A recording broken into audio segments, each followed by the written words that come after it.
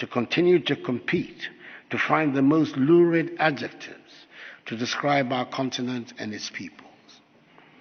Africa no longer wants to be the deficit place, to go to find the footage to illustrate famine stories.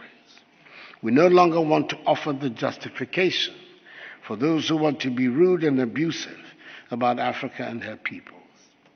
It is time to build our economies that are not dependent on charity and handouts.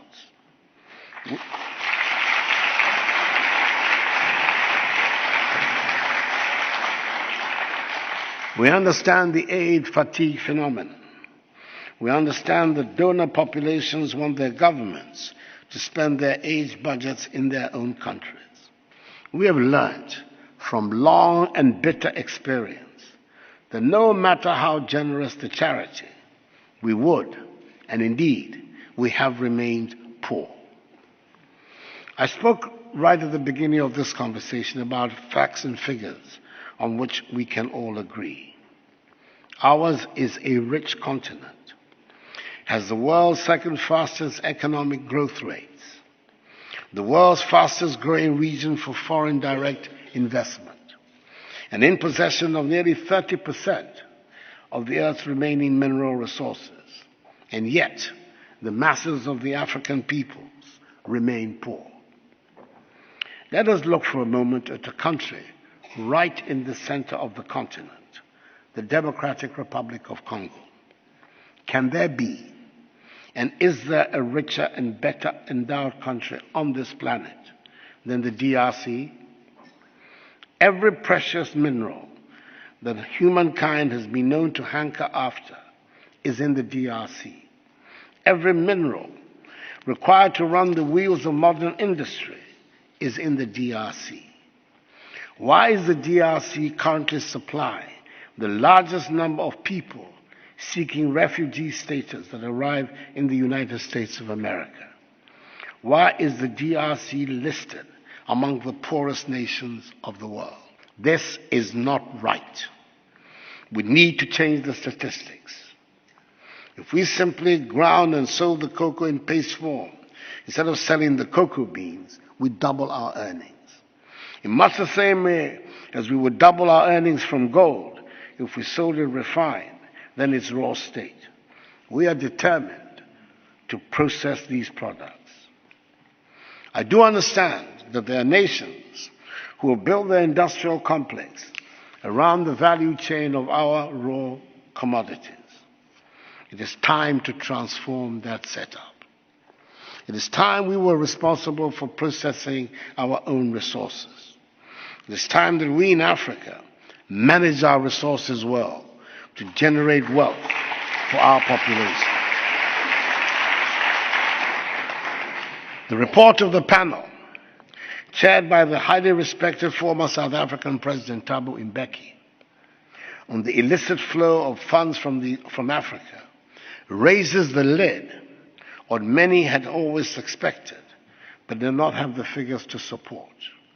According to the report, Africa is losing annually more than 50 billion United States dollars through illicit financial outflows.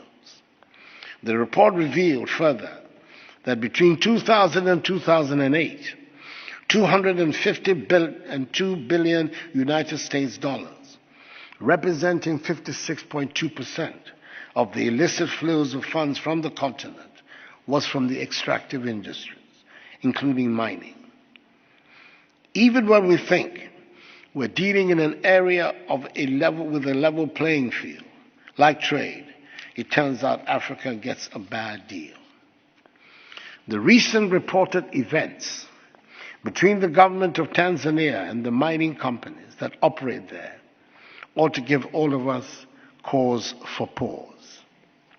For the avoidance of doubt, and just in case there was anyone who was unaware of my personal beliefs and those of my party, the New Patriotic Party, I support and believe in business and in the private sector as the generator of wealth and jobs.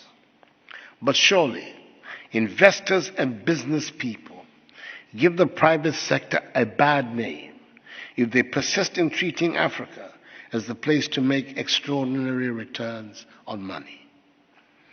Investors find innovative ways to avoid paying the taxes that they should in the African countries in which they operate. And a recent example in the BBC report showed an example of this in the fishing industry. No one is going to sort out these matters for Africa except Africans themselves. We need to have our own bright and sharp lawyers to keep us abreast with the sharp and bright lawyers that our trade partners have. We need to have our own bright and sharp technologists to help keep us abreast with our competitors. With Africa's population set to reach some 2 billion people in 20 years' time, an African common market presents immense opportunities to bring prosperity to our continent with hard work, enterprise, innovation, and creativity. It is evident that the time for African integration should be now. Hence the importance of the success of the Continental Free Trade Area. A working common continental market has to be a very fundamental objective of all peoples and governments on the continent. Peace and stability on the continent are essential to the viability of the market, and we have to work to establish peace all over our great continent, a Pax Africana that has turned its back on terrorism, conflict, and instability.